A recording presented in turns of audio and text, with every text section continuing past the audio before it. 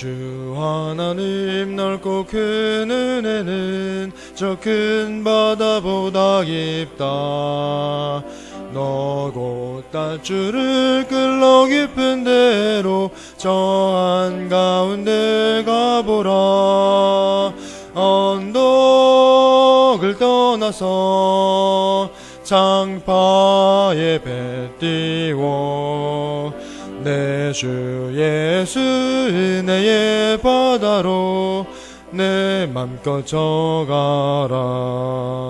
왜 너 인생은 언제나 거기서 저 큰 바다 물결 보고 그 민 모르는 깊은 바닷속을 한 번 헤아려 안 보나. 언덕을 떠나서 장파에 배 띄워 내 주 예수 은혜의 바다로 내 맘껏 져가라. 많은 사람이 얕은 물가에서 저 큰 바다 가려다가 잘싹거리는 작은 파도 보고 마음 약하여 못 가네. 언덕을 떠나서 장파에 배 띄워 내 주 예수 은혜의 바다로 내 맘껏 져가라. 자 곧 가거라 이제 곧 가거라 저 큰 은혜 바다 향해. 자 곧 내노를 저 깊은 데로 가라 망망한 바다로. 언덕을 떠나서 장파에 배 띄워 내 주 예수 은혜의 바다로 내 맘껏 져가라. 아멘. 저희 사도신경으로 저희들의 신앙을 고백하도록 하겠습니다. 전능하사 천지를 만드신 하나님 아버지를 내가 믿사오며 그 외아들 우리 주 예수 그리스도를 믿사오니 이는 성령으로 잉태하사 동정녀 마리아에게 나시고 본디오 빌라도에게 고난을 받으사 십자가에 못 박혀 죽으시고 장사한 지 사흘 만에 죽은 자 가운데서 다시 살아나시며 하늘에 오르사 전능하신 하나님 우편에 앉아 계시다가 저리로서 산 자와 죽은 자를 심판하러 오시리라. 성령을 믿사오며 거룩한 공예와 성도가 서로 교통하는 것과 죄를 사여 주시는 것과 몸이 다시 사는 것과 영원히 사는 것을 믿사옵나이다. 아멘. 저희 함께 보실 말씀은 호세아 6장 1절로 6절 말씀입니다. 호세아 6장 1절로 6절 말씀, 제가 한 절, 성도님들 한 절, 또 마지막 절 합독하도록 하겠습니다. 오라 우리가 여호와께로 돌아가자. 여호와께서 우리를 찢으셨으나 도로 낫게 하실 것이요 우리를 치셨으나 싸매어 주실 것임이라.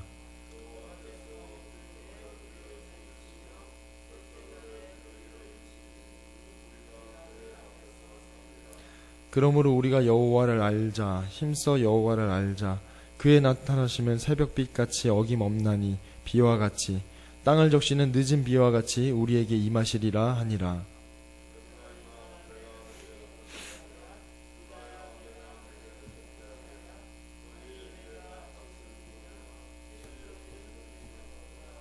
그러므로 내가 선지자들로 그들을 치고 내 입의 말로 그들을 죽였노니 내 심판은 비처럼 나오느니라. 나는 인애를 원하고 제사를 원하지 아니하며 번제보다 하나님을 아는 것을 원하노라. 아멘. 오늘도 이 주일 새벽에 주의 전을 찾으신 우리 성도님들을 주님의 이름으로 사랑하고 축복합니다. 오늘 본문은 어제 나눈 말씀 호세아 5장 8절로 15절 이후에 어느 정도 시간이 지난 후에 어느 정도 시간이 진행되고 나서 이렇게 시작됨을 알 수 있습니다. 이스라엘 백성이 중한병에 걸렸음에도 하나님을 찾기보다는 강대국인 아수르를 찾아서 도움을 구합니다. 그렇지만 하나님께서는 이런 이스라엘을 바라보시면서 분노하시고 그 누구도 이스라엘을 도울 수 없도록 또 도울 수 없음을 선포하십니다. 그리고 이후에 이스라엘이 자기의 병을 깨달아서 하나님을 찾게 될 것을 말씀하시면서 그들을 떠나서 자신을 감추십니다. 이것이 어제의 본문의 말씀이었습니다. 이후에 이스라엘은 자신의 처한 경제적인 또 정치적인 상황이 하나님 이외에 그 누구도 자신을 돕거나 치료할 수 없음을 깨닫고 자신이 떠났던 여호와께로 돌아갈 것을 외치고 있습니다. 그래서 저희가 다시 한번 1절을 읽도록 하겠습니다. 오라 우리가 여호와께로 돌아가자. 여호와께서 우리를 찢으셨으나 도로 낫게 하실 것이요 우리를 치셨으나 싸매어 주실 것임이라. 아멘. 1절의 내용은 구체적으로 5장 12절과 또 14절에 여호와께서 이스라엘을 좀과 같이 치셨고 또 사자처럼 움켜주시고 갈기갈기 찢으셨지만 여호와께로 돌아갈 때 치료하시고 또 구원하실 것을 외치고 있습니다.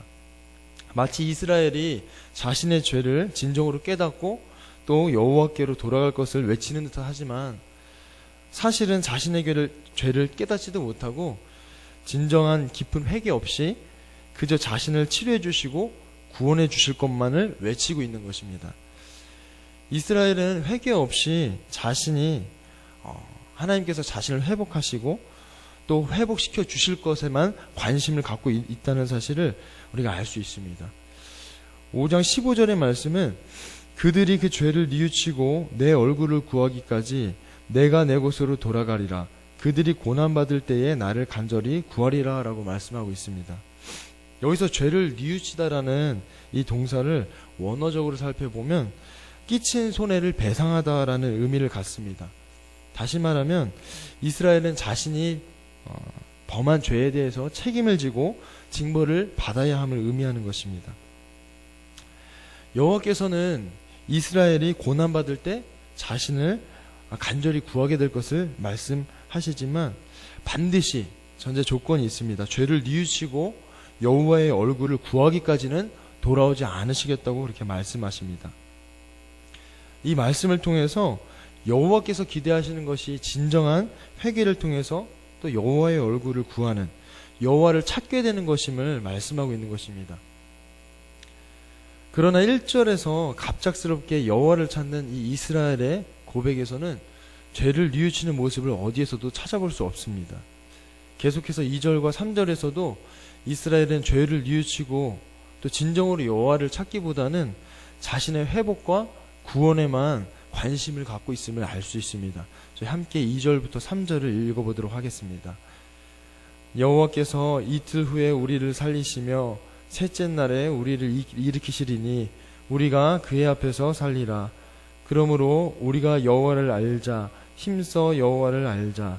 그의 나타나심은 새벽빛같이 어김없나니 비와 같이 땅을 적시는 늦은 비와 같이 우리에게 임하시리라 하니라. 이 이스라엘은 이틀 3일이라는 이 표현으로 빠른 시일 내에 여호와께서 자신을 치료하시고 또 회복시키실 것을 노래합니다. 여호와께로 돌아가기만 하면 자동적으로 모든 문제가 해결될 것이라고 그렇게 믿고 있지만 이런 이스라엘의 모습을 통해서 여전히 하나님을 아는 지식이 없음을 분명하게 알 수 있습니다. 계속해서 여호와를 알자고 또 힘써 여호와를 알자고 강조하고 있습니다. 3절은 이스라엘이 여호와 하나님을 아름답게 노래하고 또 진정 그분을 아는 것과 같이 그렇게 고백하는 것처럼 보이지만 실상은 여호와를 문제 해결의 수단으로 여기고 있음을 알 수 있습니다. 진정한 회개도 없는 이 이스라엘이 여호와를 알자고 고백하며 또 여호와의 나타나심을 날마다 밤이 지나고 또 새벽이 찾아오는 이 자연적인 현상에 비유하고 있습니다. 어떻게 이런 자연적인 현상에 비유할 수 있겠습니까? 경제적으로 어려움을 겪는 이 이스라엘이 하나님께서 다시 땅을 적시시고 또 풍성한 수확을 거둘 수 있음을 또한 기대하고 있다는 사실도 그 의도도 우리가 엿볼 수 있습니다. 그러나 하나님은 분명히 죄를 뉘우치고 또 여호와의 얼굴을 찾을 때라야 이스라엘에게로 돌아오실 것을 이렇게 말씀하십니다. 1절부터 3절에 이스라엘의 고백이 하나님을 아는 지식이 없어서 어리석은 고백이라는 사실을, 또 4절부터 6절에 하나님의 탄식을 통해서 여실히 드러날 뿐만 아니라 여전히 제 가운데 있다는 사실을 우리가 알 수 있습니다. 그러니까 1절부터 3절의 말씀은 이스라엘 백성들이 여호와를 알자고, 여호와께로 돌아가자고 고백하는 것 같이 보이지만 4절부터 6절에 하나님의 탄식을 통해서 그 고백이 잘못되었음을 분명하게 알 수 있는 것입니다. 저희 4절을 한 목소리로 읽어보겠습니다. 에브라임아, 내가 내게 어떻게 하랴? 유다야, 내가 내게 어떻게 하랴? 너희의 인애가 아침 구름이나 쉬 없어지는 이슬 같도다. 이 4절은 이스라엘의 이 자신감과 확신에 찬 이 고백에 하나님께서 깊은 탄식으로 대답하십니다. 이스라엘의 이러한 피상적이고 또 지속적이지 못한 이 불성실한 회개가 하나님을 절망에 빠뜨립니다. 에브라임아, 내게 어떻게 하랴? 유다야, 내게 어떻게 하랴? 이 탄식으로 하나님께서 얼마나 당혹스러워 하시는지, 또 실망과 고통이 얼마나 큰지를 잘 보여주고 있습니다. 이어서 하나님께서는 이 하나님에 대한 이스라엘의 사랑이 새벽에 해가 떠오르면 사라져버리는 그 아침 구름과 같고, 또 말라서 없어져 버리는 이슬과 같다고, 지속성도 없고 또 실체도 없음을 말씀하십니다. 여기서 인애는 원어로 하나님을 향해서 방향을 정하고 그분의 말씀에 복종하며 살아가는 그런 의지적인 태도를 가리킵니다. 하나님의 구원은 확실하지만 하나님을 향한 이스라엘의 태도는 전혀 하나님의 구원을 받을 수 없음을 알 수 있습니다. 결국 구원의 새벽빛같이 나타나기를 기다리는 이스라엘에게 하나님의 심판의 빛을 선포하십니다. 하나님을 아는 지식이 없는, 그래서 하나님을 바알처럼 알고 있는 이스라엘에게 여호와의 빛은 거짓과 위선에 대한 심판을 의미할 뿐입니다. 마지막으로 저희 6절 함께 읽으시겠습니다. 나는 인애를 원하고 제사를 원하지 아니하며 번제보다 하나님을 아는 것을 원하노라. 이 6절은 하나님은 제사나 번제가 아니라 인애를 원하고 또 하나님 아는 것을 원한다고 다시 한번 말씀하십니다. 이스라엘이 여호와께로 돌아가자고, 여호와를 힘써 알자고 고백하였지만 그 고백은 또다시 바알에게 희생제물과 번제물을 가져다가 제사했던 것처럼 형식적인 제사로 하나님께 나아갔음을 말씀하고 있는 것입니다. 제사와 번제도 중요하지만 이와 같은 것들이 인애와 하나님을 아는 지식을 대신할 수 없다는 사실을 가르쳐주고 계십니다. 열심히 성전을 찾아서 제사를 드리는 것으로 하나님 말씀에 순종하면서 또 이웃과 함께 사는 삶을 대신하려 한다면 그러한 제사는 하나님께 용납될 수 없습니다. 주일 예배는 빠지지 않고 나가지만 하나님과 관계는 형식적인 모습과 다르지 않습니다. 하나님께서 나를 통해 하실 수 있는 일이라고는 교회에서 봉사하는 것 외에 가정이나 사회나 나라 안에서는 아무것도 하실 수 없어서 또 이루어지는 것이 아무것도 없는 모습과 별반 다르지 않습니다. 말씀을 묵상하고 준비하면서 저와 여기에 계신 우리 성도님들이 하나님 앞에 얼마나 큰 죄인일까 생각해 보았습니다. 요즘 말이 많은 국정농단과 같은 그런 극악무도한 죄를 우리가 저지르는 것도 아니고 누군가를 죽이거나 또 암살하거나 사기를 치는 것도 아닌데 도대체 오늘 이 말씀이 저와 성도님들과 무슨 상관이 있을까 하는 생각이 들었습니다. 여기에 나오시는 분들을 보면 성실하게 하나님 의지하시면서 또 기도하시면서 살아가시려고 그렇게 힘쓰시는 것 같은데 저희들과 무슨 상관이 있을까라는 생각을 하게 되었습니다. 그러면서 저 자신을 한번 돌아보았습니다. 저 자신을 돌아보면서 스스로 애쓰고 이렇게 저렇게 노력하지만 여전히 나아지지 않는 것 같은 그런 현실 속에서, 여전히 만족할 수 없는 그런 현실 속에서 제 자신을 바라보면서 답답한 마음으로 하나님 앞에 기도하는 모습을 돌아보았습니다. 제가 하나님 앞에 기도하는 내용들을 보니까 주님 이렇게 노력하는데 왜 제자리 걸음만 하고 있는 것 같죠? 제가 세상의 부귀영화를 누리기를 바라는 것도 아니고 안락한 생활을 또 성공을 바라는 것도 아닌데 단지 지금보다 더 성장하고 싶고 발전하기를 원해서 이렇게 노력하고 또 노력하는데 늘 한계에 부딪힙니다. 저 좀 도와주세요. 저 좀 붙잡아 주세요. 이러한 기도를 드리는 모습을 생각나게 해주셨습니다. 그러면서 하나님께서 호세아 5장 15절 말씀을 다시 한번 떠올려 주셨습니다. 그들이 그 죄를 뉘우치고 내 얼굴을 구하기까지 내가 내 곳으로 돌아가리라. 그들이 고난받을 때에 나를 간절히 구하리라. 하나님을 의지하지 않고 또 하나님의 얼굴을 구하기보다는 여전히 그분의 손을, 여전히 하나님께서 내 기도에 응답하셔서 나를 도우시고 내가 원하는 대로 이루어 주시기를 고집 부리면서 살아가고 있지는 않았는지 또 돌아보게 해주셨습니다.